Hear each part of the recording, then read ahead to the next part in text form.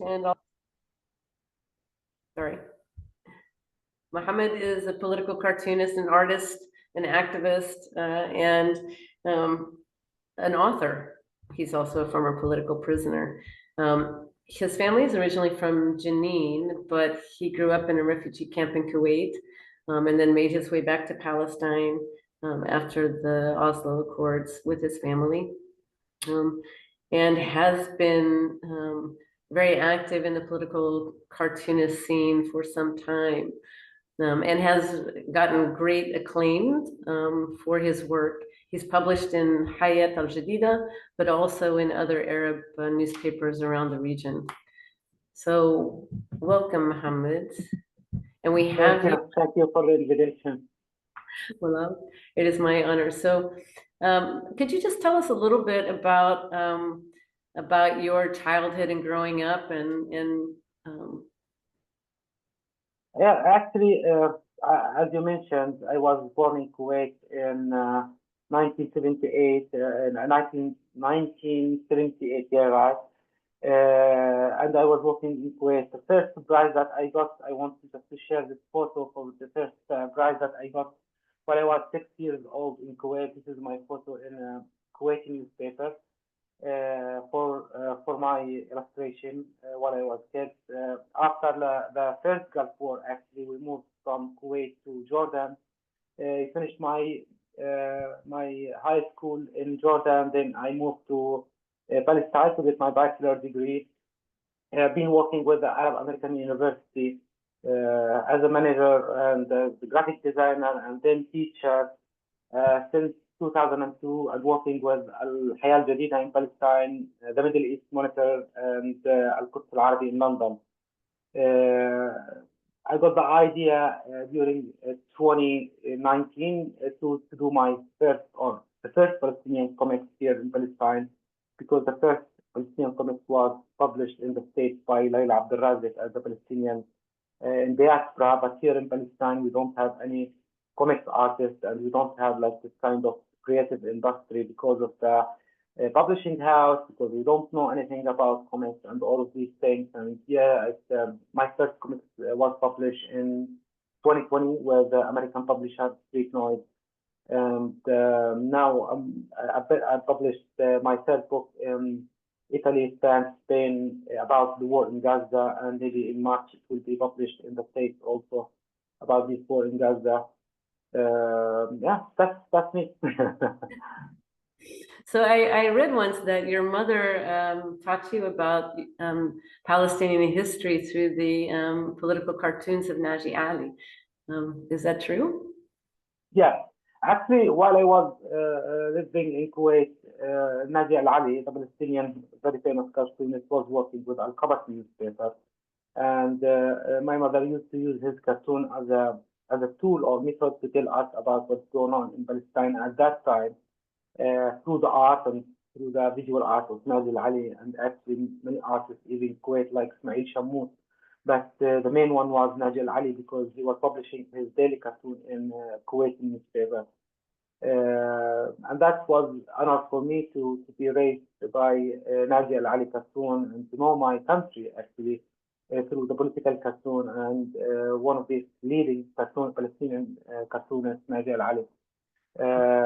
Actually, next issue for World War III magazine, because I've been chosen as a editor member of World War III magazine. It is a comics magazine being published in the States since 1979, and we will be publishing very old interview with Naji Ali, which was published in 1985 with Palestinian Focus. I think that's the name of the newspaper in the States, which was or care about the Palestinian cause in the States. We will republish this article because next issue about for World War III magazine in the States, it will be all the issue about Palestine and the war in Gaza. So was he your inspiration to become a political cartoonist, or did it just happen? Yeah, actually, I started with Naji Ali, to be honest, but then with this technology, Here in Palestine and most of the Arab countries, we don't have like these resources like United States, public library or bookstores or all of these kind of things. We don't have museum for political cartoon or archive. The first archive established in Lebanon just 10 years ago, but in all the Arab countries, we don't have this kind of promoting and encouraging the political cartoon because we are very democratic regimes here in the Arab countries. That's why we don't need to promote the political cartoon. But then when I got access to all of these cartoons from around the world by the internet, I found many political cartoonists from around the world that they also inspired me.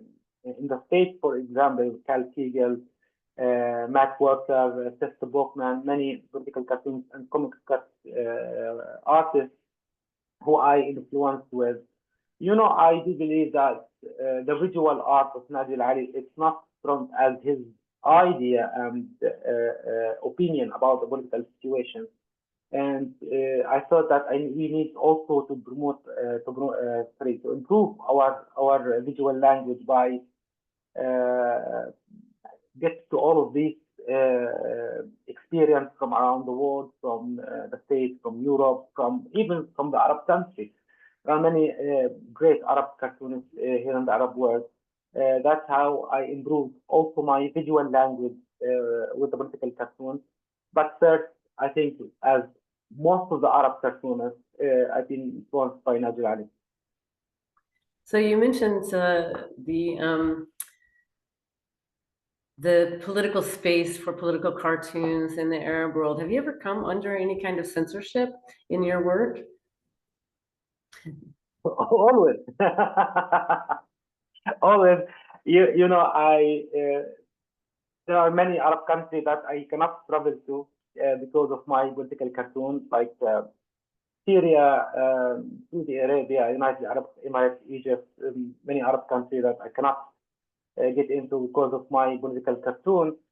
And also, some of my friends told me that the American embassy in Jerusalem, they refused my visa to the States because I organized exhibition about Trump 5 years ago when he relocated the American embassy from Tel Aviv to Jerusalem. But also I've been inside the Israeli prison for 6 months. My work was confiscated by the Israeli. They threatened me by phone because of my political cartoon. I was banned from the Palestinian Authority, threatened by some Islamic movement here in Palestine. I faced many problems because of my political cartoon actually here in Palestine and outside Palestine because of my opinion. And the strength of your work. Now you mentioned too that you were a political prisoner in Israeli prison, and it seems that that had a major effect on your art and the political cartoons that you were doing. Could you describe a little bit about how your experience there, and which we can see in some of your work, but explain how it affected your work. Actually, in 2013, I've been in the Israeli prison because of my cartoons. And here you can see one of the French cartoonists who did this cartoon as a solidarity with me while I was in the Israeli prison. And when they moved me to the interrogation center close to Haifa, the name of that interrogation center is a detention center. The cells or the Israeli cells, they are very small, very the walls, they are very rough, without windows, without even light inside the prison, just small dim light. And you cannot hear anything from outside your cell because the door, they are very metal and very heavy door because they want to isolate the Palestinian prisoner inside these cells. I was thinking inside that cell that what exactly I can spend my time, what exactly I can do. That's why I've decided to pretend that I'm like any journalist from around the world who they are traveling to war region or very dangerous region just to cover these areas. I pretend that I'm here as a cartoonist, not as a prisoner, and I'm here to cover or to convey how the Palestinian prisoners they are facing this Israeli atrocity inside the prison. That's why I've decided in one day during the interrogation center, I've stolen a small paper from the interrogator, small pencil, and you can see the paper here, the white small paper here, and start writing some ideas of my cartoon and how exactly or what exactly I will be drawing when I will be released from inside the prison. And then I was moved from the interrogation center to the prison, to Al-Naqab prison. And you can see all of these sketches, more than 300 sketches that I have done inside the prison about even the Palestinian prisoners inside the prison and about the political situation outside the prison. Because at that time I wanted my mind to keep working as political cartoonist, think about all of these things, not just about my situation inside the prison. And I've smuggled some of these some of these cartoons from inside the prison. You can see this cartoon that I have done inside the prison. There is no any indicator that this cartoon about the Palestinian prisoner. When I was released from the prison, I added this bar into the windows just as an indicator that this about the Palestinian prisoners. This is some about my all of these cartoons that I was talking about. It was exhibited in an exhibition called Cell Number 28. That's the cell where I started my idea that I want to spend my time inside the prison thinking about the Palestinian prisoners and their lives inside the prison and how exactly they spend their time about the family visits inside the prison, the interrogations, what they call it, posta, when they move Palestinian prisoners from the prison to another prison. And here I should mention something that the situation while I was in 2013 inside the prison is completely different now. It's harder than that time. It's more difficult. They are torturing the Palestinian prisoners during the or since the 7th of October. My brother was released just 3 weeks ago, and he mentioned something really it should be documented and it should be illustrated as a comic about the Palestinian prisoner after the 7th of October. Mhm. We've been hearing stories of that for sure. Some of the work from Cell 28, you published in white and black. Yeah. Yeah. And I noticed that, I mean, the medium that you were using was a little bit different than what you're doing now. Could you talk a little bit You about know, in that book, which was published by Just Word Book, and who they are also helped you to organize my exhibition in your in the museum.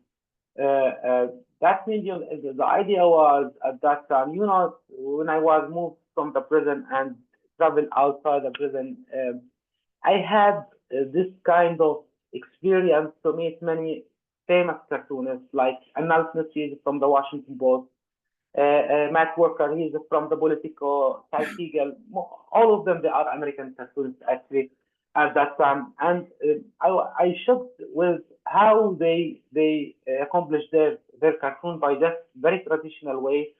They do not use computer, they do not use all of these technologies. They just using these traditional tools. That's why I've decided I wanted to improve my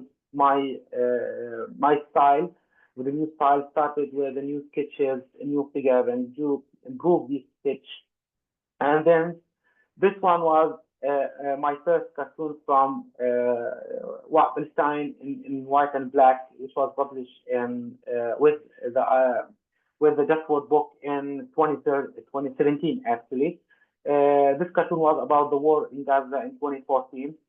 And then actually I came to to Spain. I traveled to Spain also and saw the Guernica. That's why you can see, or maybe most of the critics they told me that your work is influenced by the Guernica and by Cubism, and that's exactly I feel that yeah, my work is influenced by Picasso and his style. That's how I published my first book, White and Black, with just word book. The technique I used for that book, and just ink and brushes and some pen, and some of my artwork was they were sorry by linocut and or linograph they call it, or a relief print. That's the technique that I used for my second book, Born of the Dream, which was published with Street Noise in 2020 actually. That's how I changed my style actually to reflect exactly what I need to experiment first as an artist, because it's not just about the concept of my artwork or the idea of my artwork. Sometimes, like any artist from around the world, I want to experiment new material, new technique, new style, and spend my time improving my visual art, not just talking about the political issue and about my great life in Palestine. My first book, it was with 5 chapters, the Palestinian history. It is a very long and big mural about the Palestinian history, and that you are exhibiting now in the exhibition. Second, it was talking about the Palestinian life under the occupation, because most of the artists, when they do artwork about or book or any publication about about Palestine, they do care about the history of Palestine, and no one care about how the Palestinians they live now under the occupation. The third one was intersection between the international issues, like Black Lives Matter, another indigenous in the States or in Australia, environmental issue, all of this issue, how we can connect the global issue with the Palestinian issue. And the last one was about the Palestinian prisoners, this cartoon that I have done inside the prison. Yeah, I was just going to ask about that, because the second book, A Power Born of Dreams, really is about your experience during your prison. It seemed like you had some more stories to tell from that time, and you chose the lino for lino cut. Yeah, it's lino cut. Actually, first, during my visit to the States, and I had this kind of great chance to meet Joe Sacco, Seth Bookman, Peter Cooper, and many comics artists. And I was wondering if I can really do Palestinian comics from inside Palestine. From 2017 until 2019, I was just trying to get knowledge about comics and to improve my knowledge about the comics. But then I decided maybe I can get master degree, even from the States or from the UK, to have this chance to spend some time instead of go to art residency outside. I thought, okay, I can go to get my master degree from any foreign country, Western country, to improve my knowledge about the comics. I had achieving scholarship. It is from the governmental scholarship for the UK, and spent 1 year actually in the UK just doing my research about the comics. And my second book was a result for my master degree. It was my thesis actually, or part from that book. It was my thesis. And at that time, I decided maybe I can use cut, because it's very hard. We don't have any workshop here in Palestine. Maybe I can also try this kind of technique to do my first comics, or first Palestinian comics. But unfortunately, with COVID, I did all of these prints in the UK manually without any workshop, without any machines in the UK. And then when I finished, actually, that's credit for my publisher, Liz from Street Noise, because she visited Palestine in 2018, and she asked me to do comics in 2018. And I told her that I cannot do comics because I don't have enough knowledge about comics, and I need to get more knowledge. And she told me that you have my offer. Whenever you have comics we need as American publisher or from Street Noise to publish comics for you. And when I finished my second book, directly, my second publisher, Street Noise, she offered to publish it in the States. That book, it was hybrid, if we can call it, it's a hybrid structure of comics. It's between the fictional and non-fictional comics, because when you read the book, you can find that I'm talking with a bird. At the same time, it's not biographical comics, it's my story, but at the same time, I'm comparing between my life inside the Israeli prison and the Palestinian life outside the Palestinian prison. Because most of the people around the world, they do believe that the Gaza is the biggest open air prison in the earth. But I do believe that all the Palestinian cities are prisons. Ramallah, Jenin, Nablus, all those banks, Jerusalem, and Gaza.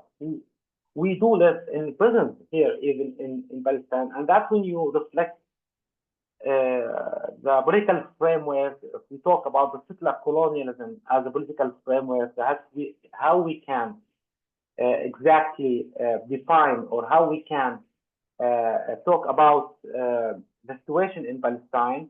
It is, I do believe that it is settler colonialism. That's how the Israeli government converted all the Palestinian cities and places into prisons. Exactly, that's what happened with the indigenous, according to some reference that they are living now in the States in reservation, or I don't know, you call it reservation, or Reservation. I think, yeah. And we are, as a Palestinian, we are the same situation now. We are even in Gaza, and now they want to divide Gaza into 3 reservations: the north, middle, and the south. Here in Palestine, if they want to block hold the West Bank, or any city or any village, they can block it by checkpoints, by settlements, and the wall, and all of these components that the Israeli they use. That's why I wanted to compare between the life inside the Israeli prison and outside the Israeli prison. The conclusion that all the Palestinian people, they are prisoners. We live in a prison here in Palestine. Last time I had talk with Texas University, and they wanted me to visit Texas. I told them, unfortunately, as a Palestinian, if I want to visit the United States, I need to get permission from the Israeli to go to Jerusalem to get visa. That means Israel who controls who can visit United States or not. They are not just blocking our life here in Palestine and outside Palestine. Actually, if you want to visit Canada, I had the invitation to visit Canada in February, but I unfortunately, because I cannot visit or go to the Canadian embassy in Tel Aviv, that means I cannot visit Canada. I cannot visit the United States. As simple as that, because the Israeli government, they don't need to give me permission to visit Jerusalem, which should be considered under the international law, apart from the Palestinian state. That's why I wanted to do this, to compare between our life inside the prison and the rest of the people outside the prison. And that's exactly why we cannot call that comics as biographical comics. It is non-biographical comics. Maybe it's journalism comics, because the rest of the stories, also all of these stories, they are real stories from my friends, my family, and my colleague in my university or newspaper.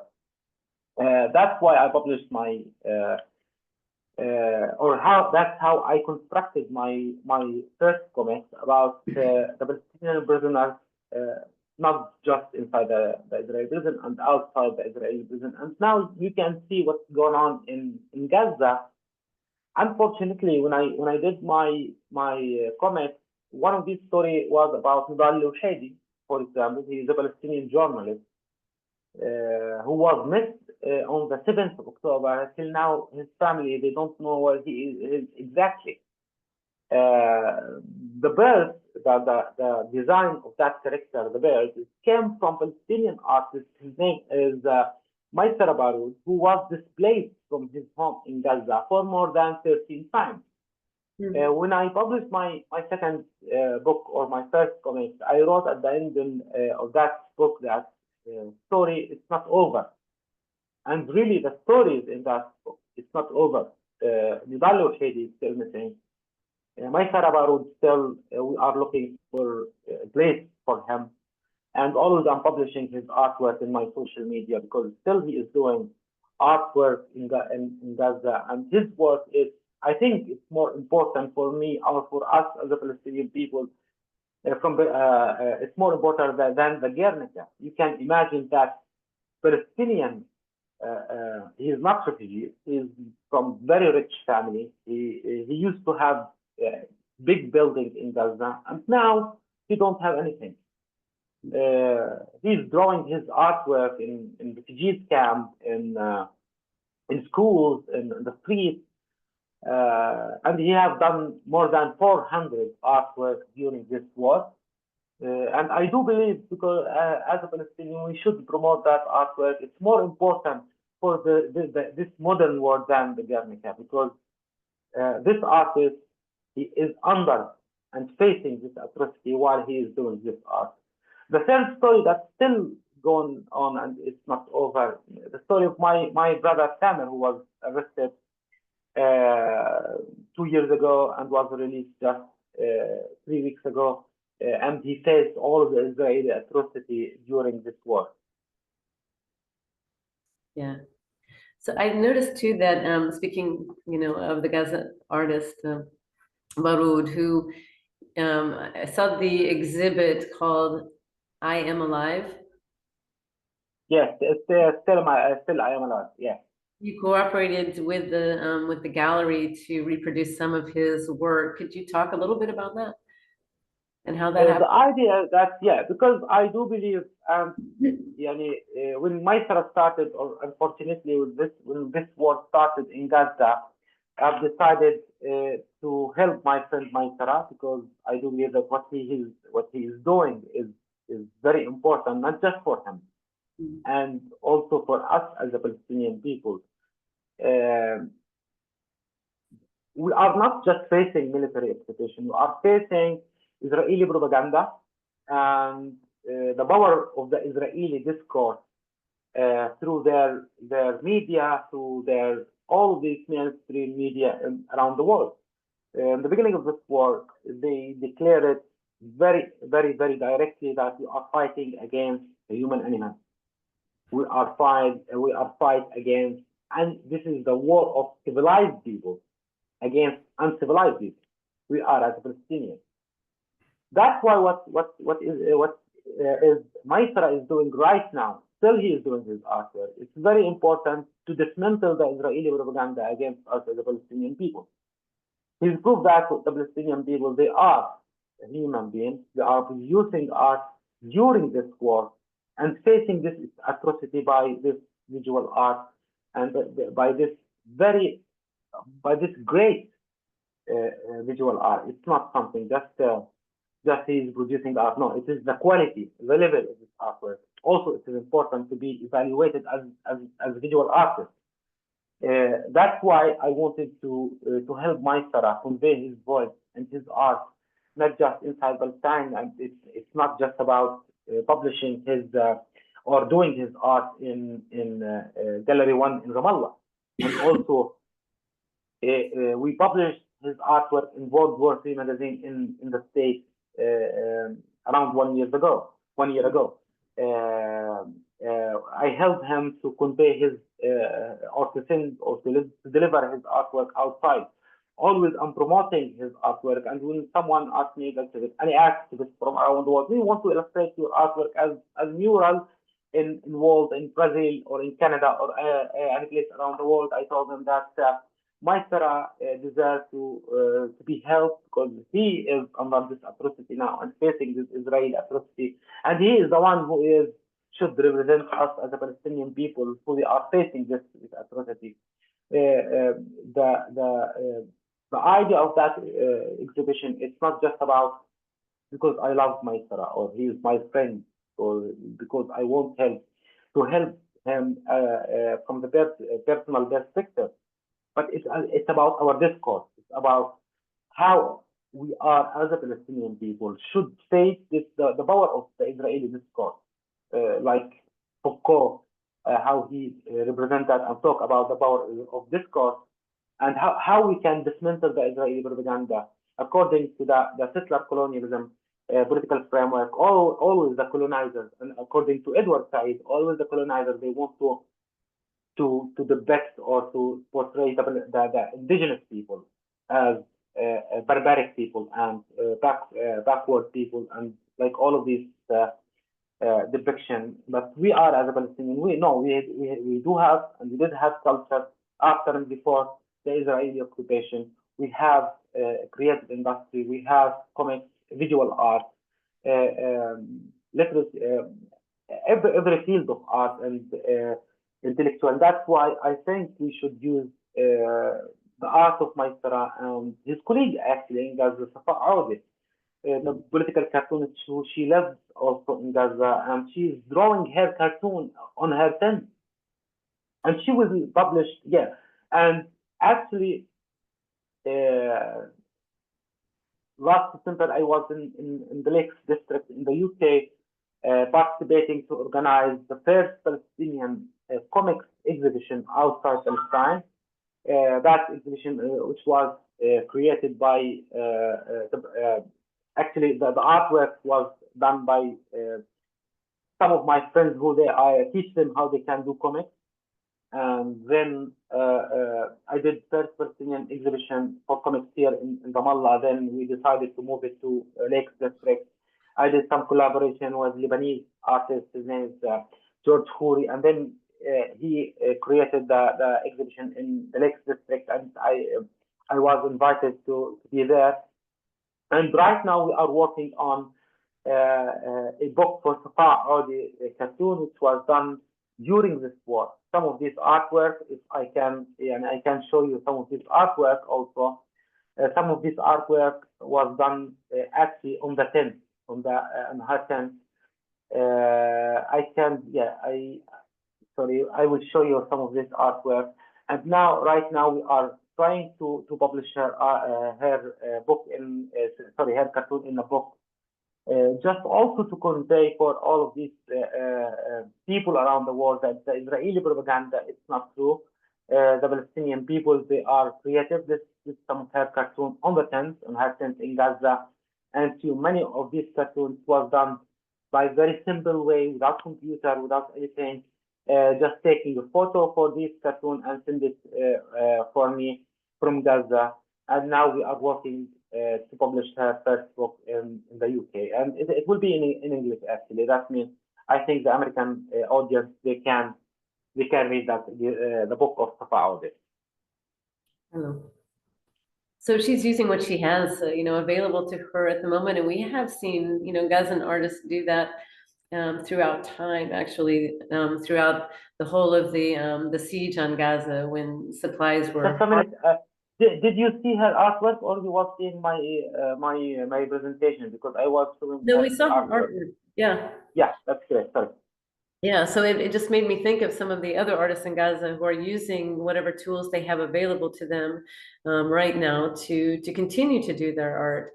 And it also makes me wonder too, have the artists in the West Bank also been struggling, yourself included, to get the kinds of materials you need to continue to do your documentation and your art? Yeah, actually, it's not like Gaza right now. The situation in Gaza is harder than the West Bank. Actually, we are anticipated that we will face the same destiny now with Trump administration. But right now, the situation in the West Bank is better than Gaza. The problem is not just about that we cannot get this material because of the occupation, actually, but because also we don't have like stores or all of these things that we can get all of these materials. That's why when I wanted to do my linoprint or linograph or whatever you call it. I try to get all the material and all the tools from the States, not from here.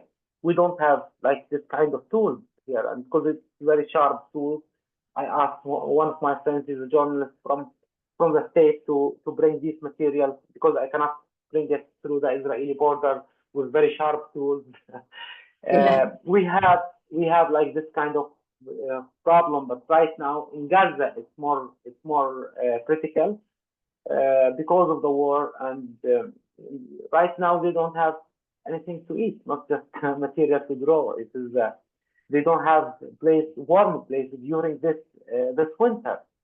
Um, for us as an artist, is they don't have this luxury of time to think about art. Actually, they don't have the basic things right now. And yet we're seeing so much production of art, and as a way of documenting also, which brings me then to your next book, which is 30 Seconds from Gaza, which is directly connecting you with your colleagues and your friends in Gaza. And tell me first about the title and the medium that you chose to use for this one, because it's different once again. Yeah, I like to experiment because I teach in university. I think sometimes I think it's good for me to experiment very materials and to experiment all of this kind of things, to also to teach my students. I'm trying to open some of these artworks just to show you, because still I haven't published the, what do you call it, the English version from that book. In the But I'll spring. try to, I will try to show you some of this artwork. Actually, when this war started, I was in Italy to publish my second book. My second book was Born of a Dream. I was in Italy to publish it in Italian language and in French language, actually. I traveled back on the 8th of October from Olympic Bridge, and that's where the Israeli actually attacked me with my brother, because we have we traveled back from outside.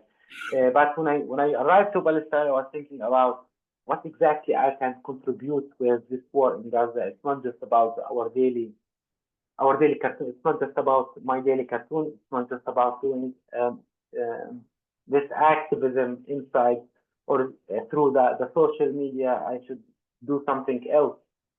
At that time, I was receiving like all the people around the world, these short videos, 30 seconds, which call reels or stories in Facebook or whatever the social media platforms call it.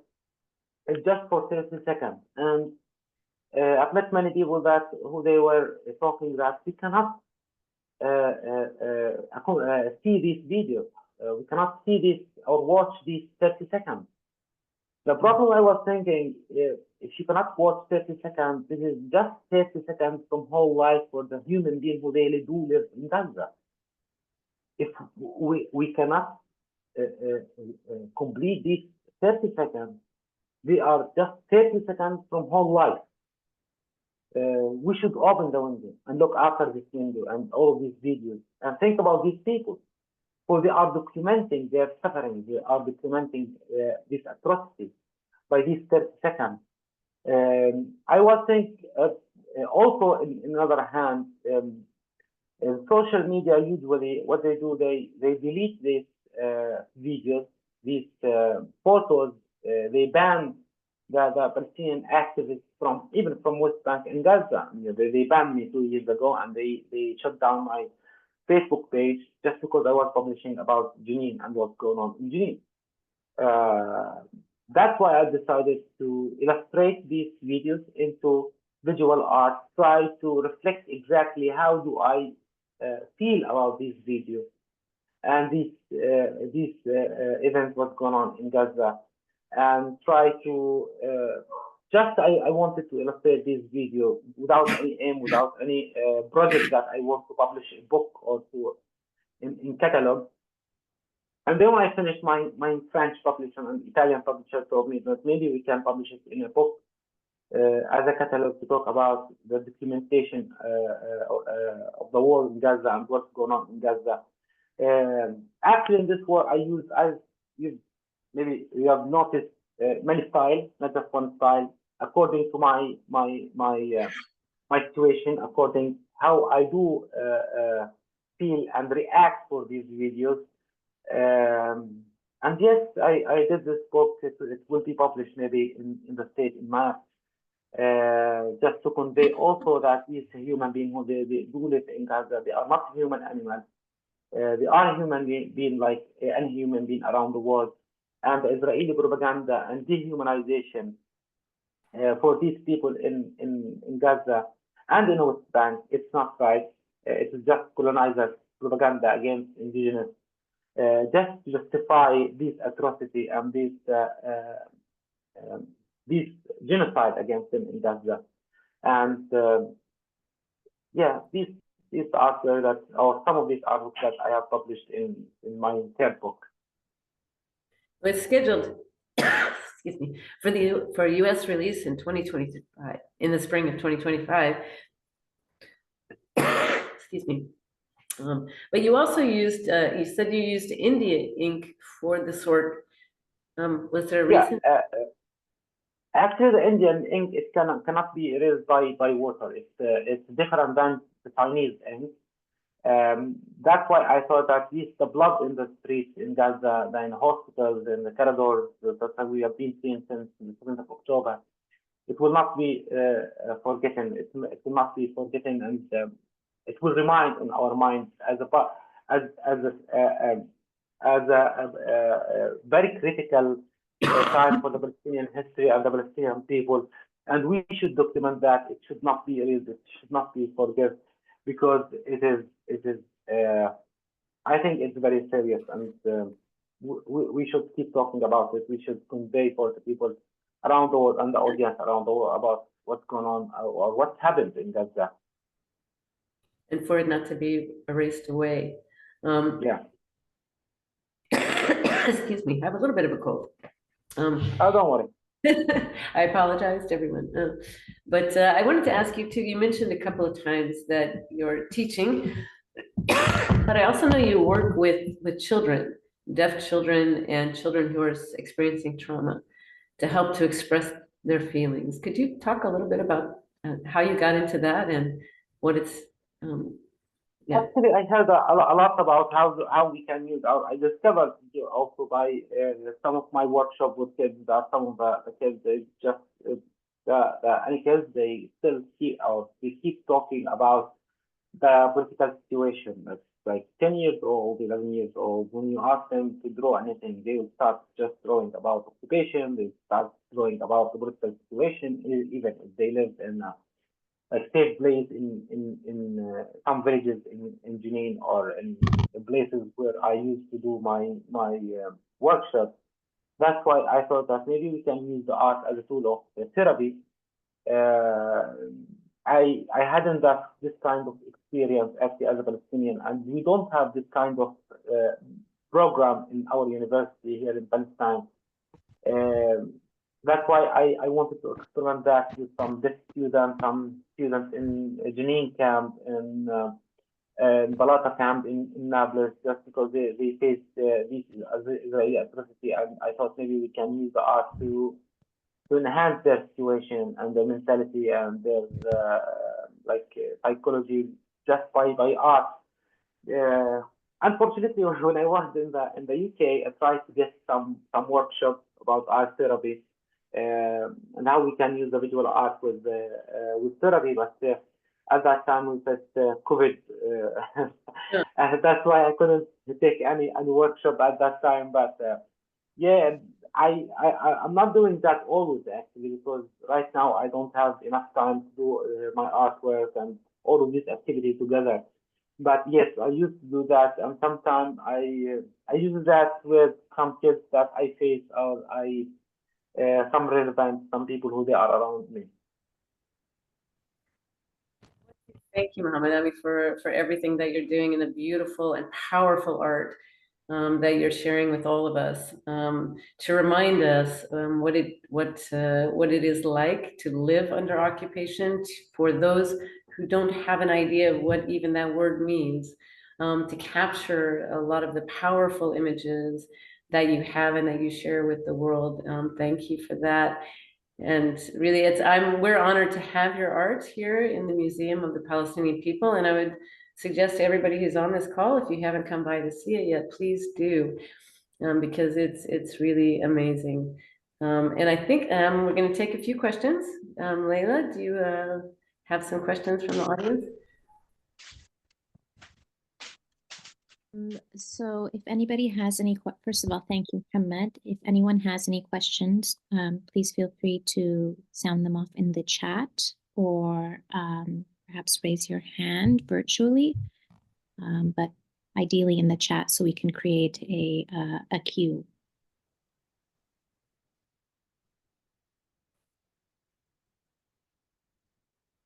So I noticed you said that in your political cartoons, you deal with digital and color. And yet in the work that you're doing now, it's all black and white. Why is that? Actually, for my, yes, it's a very simple answer. But most of the editors for the newspaper, they want colored cartoon, daily cartoon, and that's why I try to use the digital iPad or the computer, because it's faster than to do it by traditional way. But when I do my project, like my first or my second or third book, it was about I need to do that. I want to experiment in new material, and also it's when we are talking about the occupation, it's the strict. Even you are with the black or the white, even the black or the white is a good thing or not. I don't need to be racist against the black, but even if the black is the good thing or the white is the thing, but you have to take your side. It's not about color. It's not about all of these things. About conveying about our political opinion and position, even you are with or against this settler colonialism regime. We have some questions. We do, yes. So the first question we have is from Pam Lanice, who's interested in the Christian imagery in some of the drawings. Are they available to share with her church? Yeah, sure. Yeah, sure. And always I have this question about this kind of thing, and always we as the Palestinian want to share this idea. It's not just about Muslim and Jews. It's about Palestinian and Zionist. That's why, as a Palestinian, we have this kind of normalization, if we can call it, or this kind of relation between. As a Palestinian, we are not just Muslim, Christian, and even some Jews in Palestine we have during the history. That's why always I want to indicate that by my artwork that this cause is not just about Muslim and Jews. It's about Palestinian and Zionist movement. It's about oppressed and oppressors people. It's about colonialism and indigenous people here in Palestine.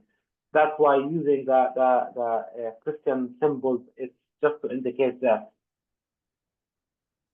And thank you for that, because oftentimes the Christians get erased immediately in that bipolar or the conversation of Muslims and Jews. Yeah.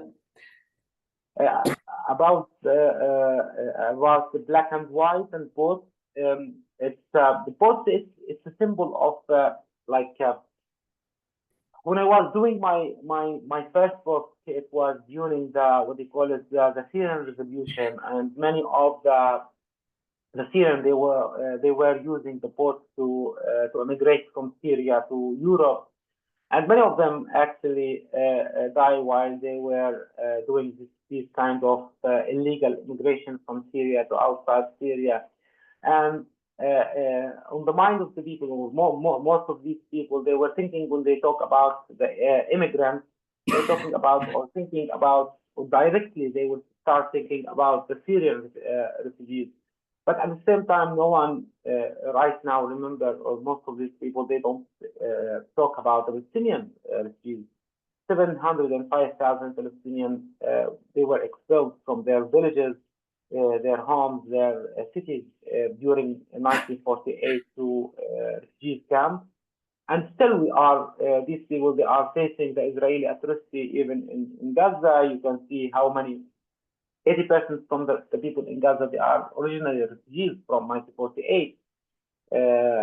Even in the West Bank, you can see that always this confrontation with the occupation is between the camps, the refugee camp, and the Palestinian people. Even in Jenin camp, where I used to be to manage with my friend Freedom Theater, or in Nur Shams camp in Tulkarem, or Tulkarem camp, or Balata camp, or all of these camps in the West Bank. The boat is like a symbol of traveling, of seeking refugees or asylum in the places around the world, far away from our countries because of the oppression, because of the dictatorship, because of the occupation, and because of all of these reasons.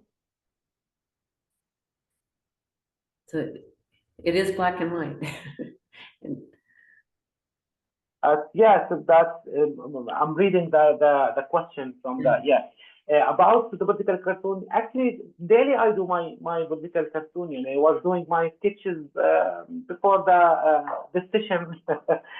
I should keep doing my political cartoon, and not just also actually my political cartoon and my comics, and also by promoting some Palestinian artists and try to help them publishing their artwork. It is, I do believe, because I work in university, this is part of my mission as academic and Palestinian artist. It's not just about my personal project. It is not my personal project. It is a collective project when I talk about Palestine. And when I help another artist to publish their work, like Safa Audi or Maysar Baroud, or even next year we will be publishing 3 comic books from Palestinian artists who they live in Palestine, and all this coordination, relation, and promoting for these Palestinian artists. I've done last year 3 artists from Gaza. They will be publishing their story in Gaza, who they are refugees now in Egypt. They are now outside Gaza, but they will be promoting and publishing their artwork with Street Noise in the States as a comic book. Fouad Yamani, Khalid Jaradi, Safa Audi, Sarah, 4 Palestinian artists. They will be publishing next year their first comics in Italy, the UK, and United States, and all of that was by my author, by my coordination, just to try to get our voice outside Palestine. It's not just about to be first Palestinian comics artist here in Palestine. It's about creating comics movement here in Palestine and visual art in Palestine to help the next generation use all of these mediums to convey our voice, to deliver our suffering for the audience from around the world. extremely important. And thank you for that. I'm noticing more and more Palestinian artist consortiums. And so I think it's a fantastic thing that everybody is supporting each other for that outreach, and in an effort to stake a claim for Palestinian culture. And yeah, that's also what we are doing with the next issue for World War III magazine. It's now international book that published every year, and this year, you know, that this very prestigious magazine. The next issue will be just about Palestine, and this is something very important for us as Palestinians, and for me to be part from the editor team and to do all this coordination between Naji Al Ali, to get some of his artwork, some young artists who they are publishing their artwork for the first time in this international magazine. It's a good chance for them as young artists, and for us as a Palestinian people, and for our voice to be heard from the audience from around the world by this very prestigious and important magazine from around the world. I think it is very important, and I do believe that my role. It's not just about my artwork. It's about how I can create this kind of movement, try to help all of these people to convey their voices. And thank you for that, because it also gives us a chance to see these new artists, for which we are immensely grateful. Layla, were there any additional questions, or you think we can take one more? Yeah, it's about digital technology, digital technology and platform media. And actually, it's the same like all of this social media. If you are talking about the digital tool, iPad, and all of these things, I've been using all of these tools, even the Wacom tablet or iPad, and all of this kind of technology. I don't like it, to be honest. I do prefer to do my artwork by just ink and all of this kind of medium, Linocast, and all of these tools. But because I work in daily newspaper, because we are in this era of technology, I think I should learn it, I should use it, but it's not my passion actually. And because I teach students at university, I have to tell them about that. And also, I'm thinking to do my PhD. I'm not thinking. I've already started my PhD with a Spanish newspaper, Spanish university. It's about Orientalism and AI, artificial intelligence. It's also beyond the tools of technology. Now we are talking about artificial intelligence and how the artificial intelligence is depicting the Palestinian people or the Arab people or the Muslim people, and how they are reinforced the stereotype of the Arab people by artificial intelligence. It's a very complicated topic, but yeah, I should follow all of this technology to know about it, because as a teacher, as a Palestinian artist, who is facing this, all of these Israeli tools, I should learn also exactly how they use all of this technology to create this image about the Palestinian people. So thank you so much, Mohammed, and we look forward to all the great work that you're going to continue to do. It sounds like we have some amazing things to look forward from you in the future, and all of the Palestinian artists that you're lifting up. And again, thank you so much. It has been a joy to talk with you today, and really appreciate your time. And we look forward, hopefully at some point, to meeting you in person. I hope so. You can ask Trump. And for everyone, thank you for joining us today. And thank you. Thank you so much. And come by and see Mohammed's work while it's on exhibit here through February. Thank you, Mohammed. Thank you. Bye-bye.